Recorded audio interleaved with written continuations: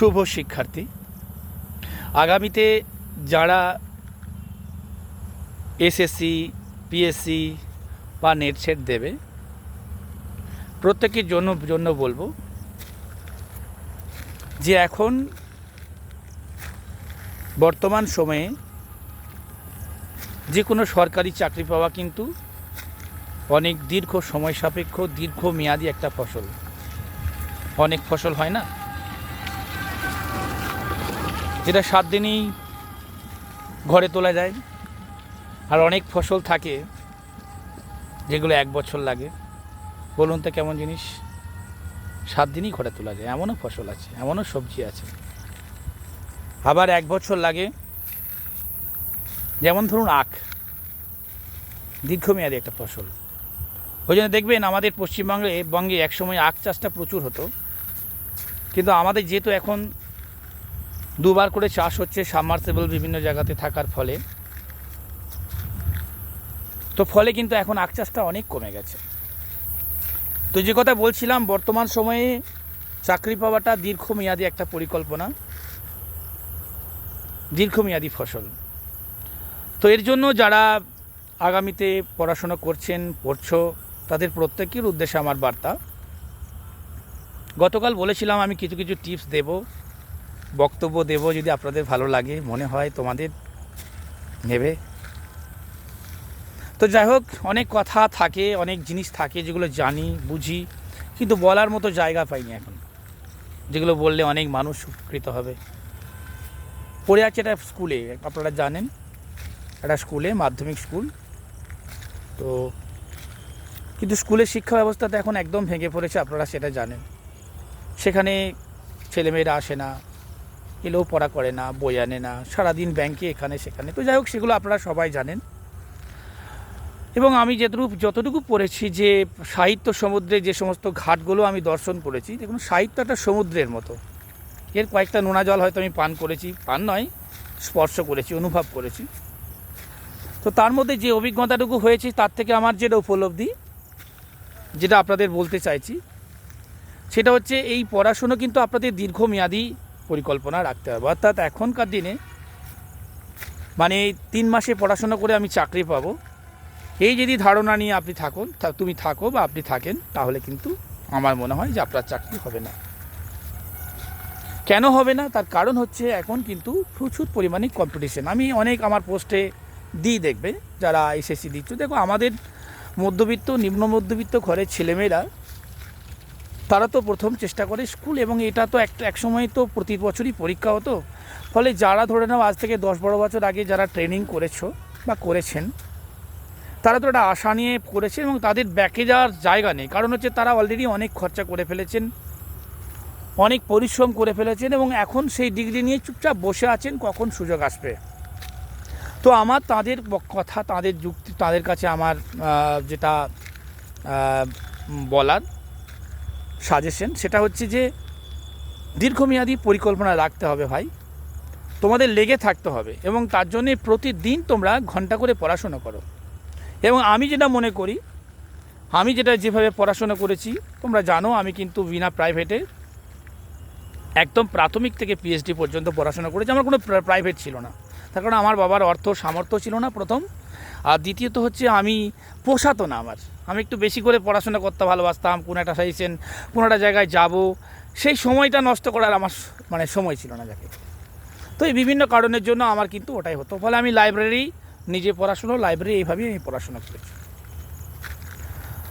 এবারে তোমরা হয়তো অনেকে বলবে, সে দাদা আপনি স্টুডিওতে বসে কিছু বলেন না কেন, বা ঘরে বসে বলেন না কেন। হ্যাঁ, এটা আমার পয়েন্টস, কিন্তু সারাদিন আমাকে তো ব্যস্ত থাকতে হয়, পেটের দায়ে, রুজি রোজগারের দায়ে সকাল থেকে বেরিয়ে যেতে হয়। তারপরে বিকালে একটু নিজের শরীরের জন্য তো একটু হাঁটতে আসি।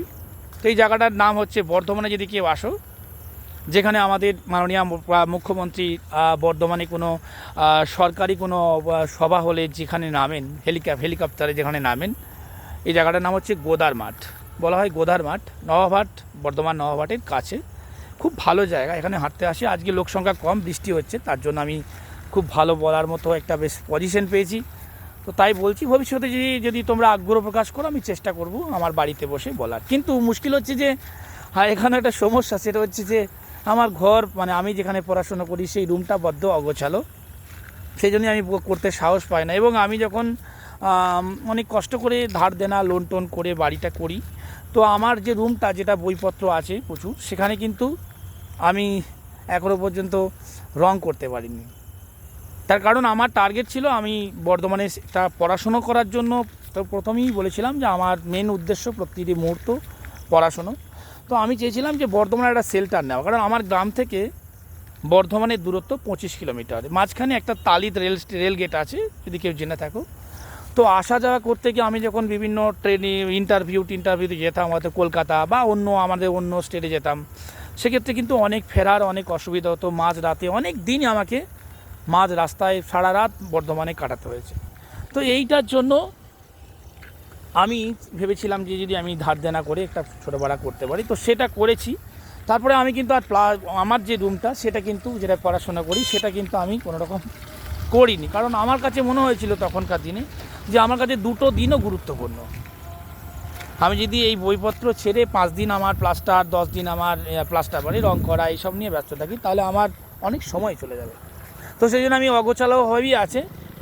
আর তো সেটা যদি সেটার জন্য একটু কেমন কুণ্ঠা লাগে যে ঘরটা প্লাস্টার নেই, প্লাস্টার আছে কিন্তু রং টং নেই।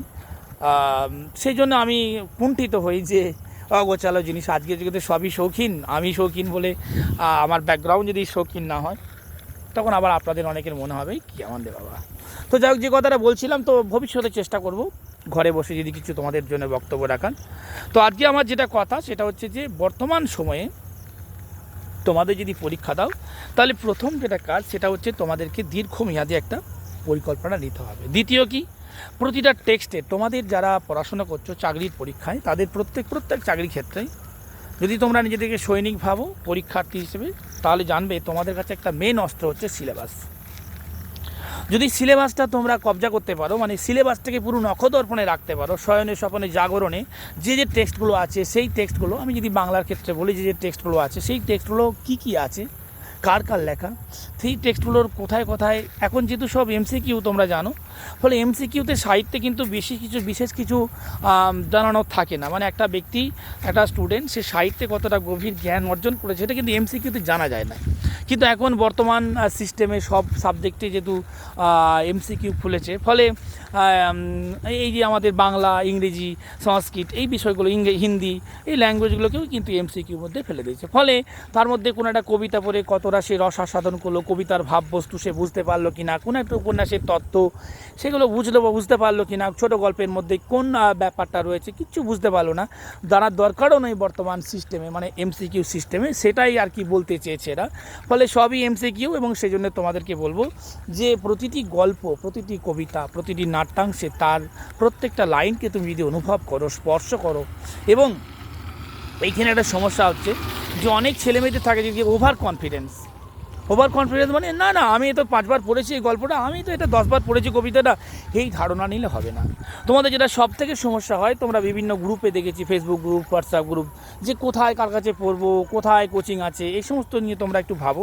আমি বলবো হ্যাঁ নিশ্চয়ই তোমাদের অনেকের আবার সমস্যা হয় একটু, যেহেতু তোমরা প্রথম থেকে কোচিং এইসব নিয়েই পড়াশোনা করেছো, তো সেক্ষেত্রে তোমাদের সেটা আলাদা পার্ট। কিন্তু আমার যুক্তি সেটা হচ্ছে যে প্রথম তোমাদের যেটা করতে হবে সেটা হচ্ছে তোমাদেরকে কন্টিনিউ কী করতে হবে, ওই যে ওভার কনফিডেন্স না নিয়ে প্রতিটা চ্যাপ্টারকে, প্রতিটা গদ্যকে, প্রতিটা পদ্যকে, তার প্রত্যেকটা লাইনকে, প্রত্যেকটা শব্দকে কিন্তু তোমাদেরকে স্পর্শ করতে হবে, অনুভব করতে হবে।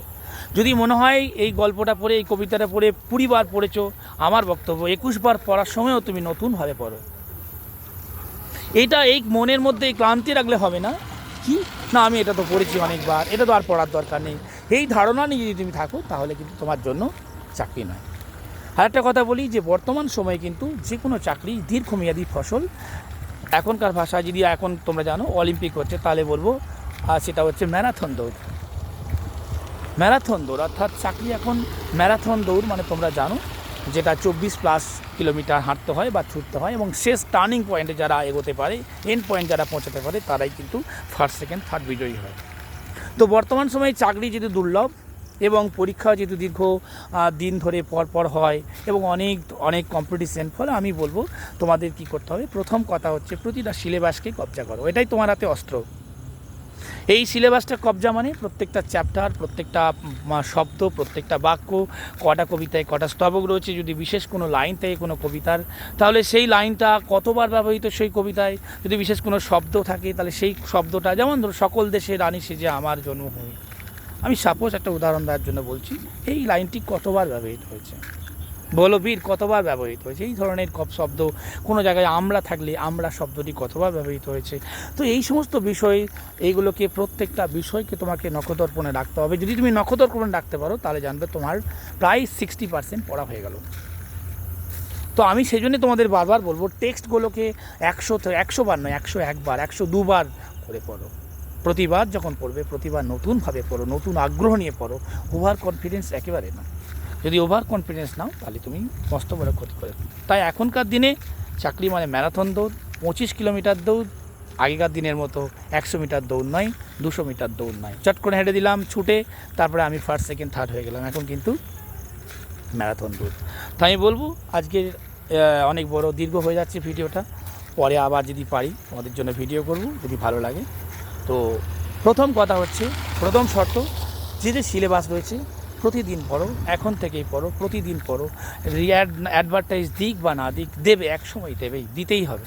তো তোমাদের সেই দিনটার কথা ভেবে তোমরা এখন থেকে বই নিয়ে, যে সিলেবাস, তোমরা বলবে অনেক সময় সিলেবাস তো জানি না, আমি বলবো যেটুকু সিলেবাস আছে, সাহিত্যের সিলেবাস কিন্তু চেঞ্জ হলেও সেটা 40% চেঞ্জ হয়, বাকি 60% কিন্তু অবিকৃতই থাকে। অর্থাৎ তোমার গ্রামার দিক, তোমার ভাষাতত্ত্বের দিক, তোমার বিভিন্ন যে সাহিত্যের ইতিহাস, প্রাচীন, মধ্য, আধুনিক যুগ, এই যে প্রত্যেকটা বিষয়, এগুলো কিন্তু অবিকৃতই থাকে। সুতরাং এগুলো যদি তোমরা করো তাহলে আমার মনে হয় যে তোমার 40% থেকে 50% তোমার কিন্তু আয়ত্তের মধ্যে রয়ে গেল। তাই আমার কথা হচ্ছে, এখনকার দিনে চাকরি পাওয়া দীর্ঘমেয়াদী পরিকল্পনার ব্যাপার, ফসল। তাই ম্যারাথন দৌড়ের মতো তোমাদের এগিয়ে যেতে হবে, তোমাদের লড়াইয়ে টিকে থাকতে হবে এবং তোমাদের পড়াশোনার মধ্যে থাকতে হবে। এবং প্রতিটা শব্দ, টেক্সটের প্রতিটা শব্দ, প্রতিটা লাইনকে বারবার পড়ো, অনুভব করো, বারবার পড়ো। যেটা 50 বার পড়া হয়েছে 51 বার পড়ো। প্রতিবার যখন পড়বে, প্রতিবার নতুন আগ্রহ নিয়ে পড়বে। তাই আমার কথা হচ্ছে, কোচিং সেন্টার সিস্টেম নয়, প্রতিটা বইয়ের সিলেবাস ধরে পড়ো, প্রতিটা বইয়ের সিলেবাসকে প্রথম থেকে শেষ পর্যন্ত কবজা করো। ভারতের ম্যাপ, যেমন একটা ভারতের ম্যাপ, অর্থাৎ ভারত দর্শন করতে গেলে যেমন ভারতের ম্যাপটাকে আমরা যদি প্রথম থেকে একটু দেখি তাহলে বুঝতে পারবো ভারতের ম্যাপটা কোথায়, কোন দিক কে আছে। ঠিক সেরকম তুমি যদি সিলেবাসটা কবজা করতে পারো, আয়ত্ত করতে পারো, তাহলে তোমার কিন্তু এই ভারত দর্শনের মতোই ম্যাপেই দর্শন হয়ে যাবে। তো যাই হোক, আজকে এই পর্যন্ত। সকলের জন্য শুভেচ্ছা, বড়দের প্রণাম, ছোটদের বন্ধুদের ভালোবাসা। আবার